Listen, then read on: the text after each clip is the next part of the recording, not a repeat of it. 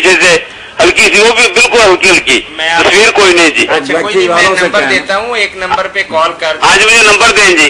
873-8888. ٹھیک ہے جی, 100 کا کام ہے.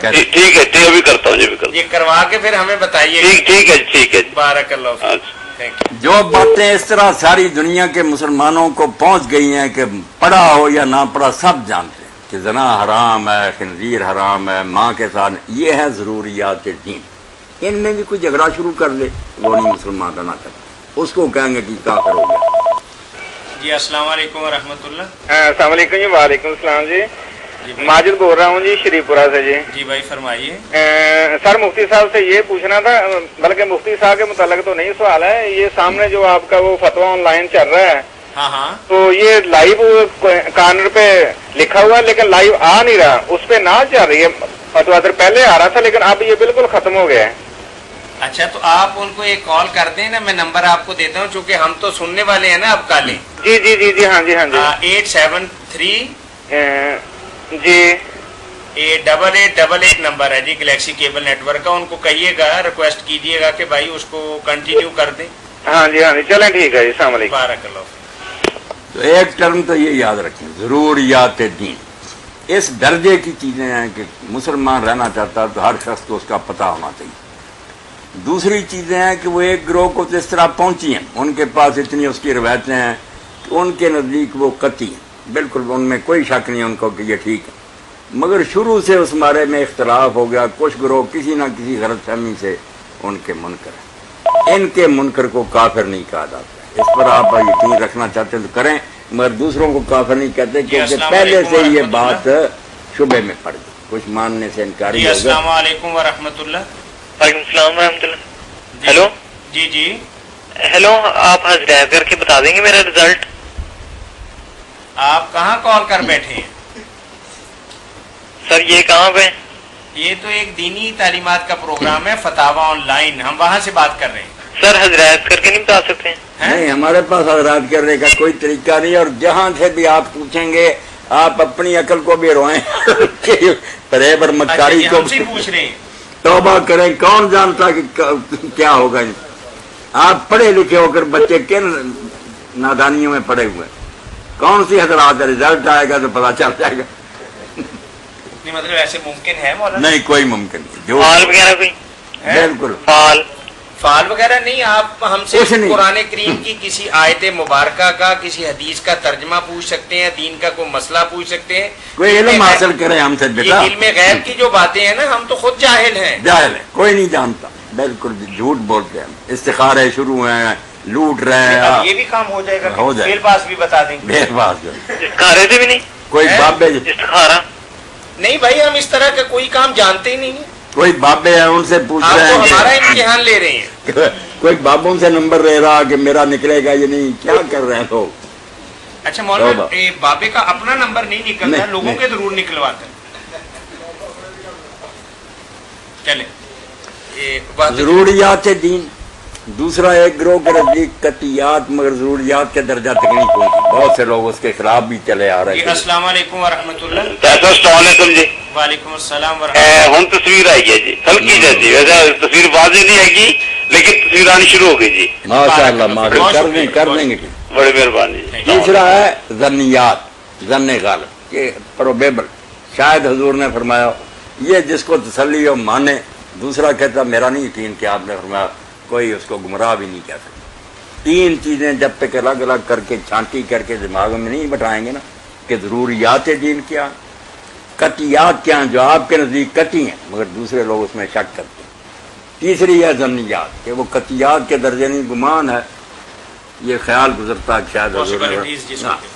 یہ تین چیزیں کوئی پڑھائے کوئی پڑھے, ساری عمر کوشش کر کے اس کو الگ الگ کرے تو فیصلہ کرے نا. ضروریات دین کا منکر کافر ہے, قطعیات کا منکر جو کہیں ہمارے گروہ سے نہیں ہے یہ, مگر آپ اس کو کچھ نہیں گمراہ وغیرہ کہہ سکیں. ظنیات کا جو نہیں قائل اس کو کچھ بھی نہیں کہہ سکتے. یہ ظنیات جو کسی نے سمجھا مجھے روایت پہنچی, حضور رفائی جان کرتے رہے آخر تک, کچھ کہتے ہیں ہمیں پہنچی کہ نہیں پہلے کرتے چھوڑ دیا, کچھ بھی نہیں. یہ باتیں ان سے نا ایک دوسرے کو برا بلا کہیں, یہ کلیئر کریں مائنڈ تو پھر اتحاد ہو, صلح ہو, مسئلے ایک ہو جائیں, ہر جگہ لوگ نماز پڑھیں, محبت کریں ہر عالم سے، ورنہ چھوٹی چھوٹی بات، ایک آپ نے اخباری افواہ بھی پڑھ لی، ہو جو اس کو نہیں مانتا وہ کافر ہے، عقل کے اندھ ہو، تمہیں پتا ہے کہ حضور نے یہ فرمایا، اس کے لیے کتنے یقین کی ضرورت ہے؟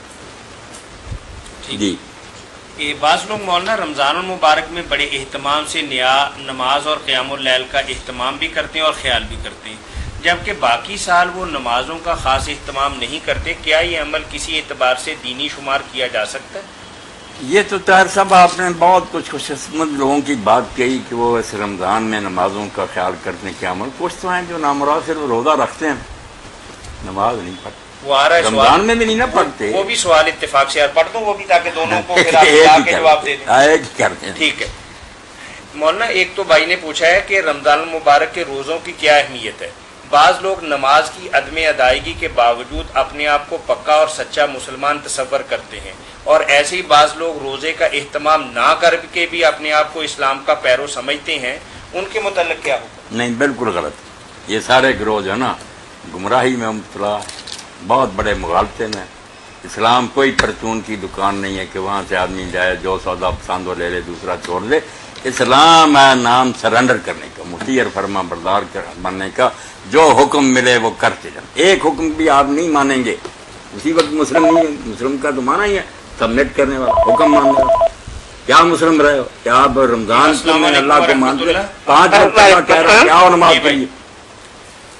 بھائی مجھے نا انکل یہ میں نے آپ کا اشتہار پڑھا تھا تو مجھے اس سلسلے میں آپ سے آ کر بات کرنی پڑے گی یا فون پہ آپ کو بتاؤں؟ فون پہ ہی کر لیں، ہمارے کچھ گھریلو مسائل بہت زیادہ خراب ہے تو وہ سلسلے میں نے آپ سے پھر جمعرات کے دن آپ مولانا سے مل لیں، جمعرات کے دن نا پھر اس حوالے سے آپ مولانا سے ملاقات فرما لیں۔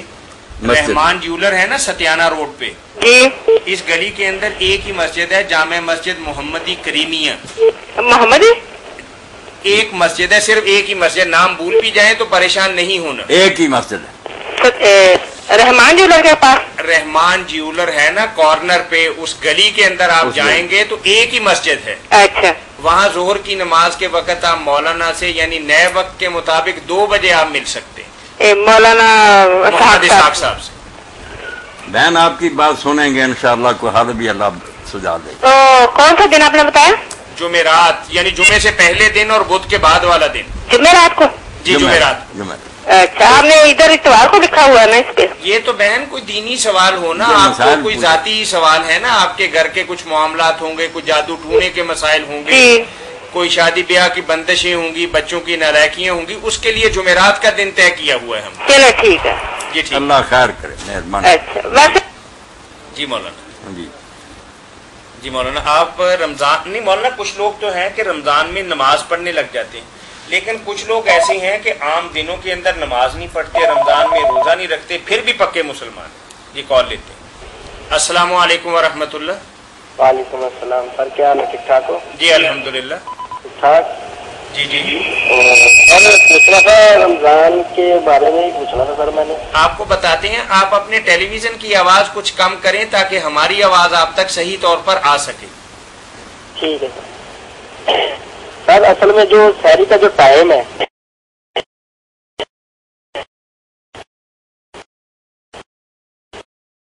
سر، اصل میں جو سحری کا جو ٹائم ہے ہاں ہاں اس کے بارے میں سر پوچھنا ہے، یہ پوچھے کیا پوچھے اور افطاری کے دونوں بتاتے ہیں۔ یعنی مولانا صاحب یہ فرماتے ہیں ہمیشہ ہی کہ سحری کا وقت جی جب کلمہ اللہ اکبر کہتا ہے تو سمجھے کہ اس کے بعد ذرہ برابر بھی کھانا جو ہے وہ روزے کو خراب کرے، یہی بات آپ فرمائیں۔ اور اسی طریقے سے جب پہلی اذان کی آواز آ گئی تو آپ کھول لیں، آپ روزہ کھول لیں۔ ٹھیک ہے، کچھ پوچھ لیں نا، اگر کوئی ذہن میں ہے آپ کوئی اور سوال ہے تو پوچھ لیں۔ پوچھ لیں، اگر آپ کے ذہن میں کچھ ہے نا الجھن تو پوچھ لیں۔ سر وہ بات یہ ہے کہ ہمارے کچھ بھائی ہیں ہاں ہاں وہ کہتے ہیں کہ روزے کا جو ٹائم ہے نا افطاری کا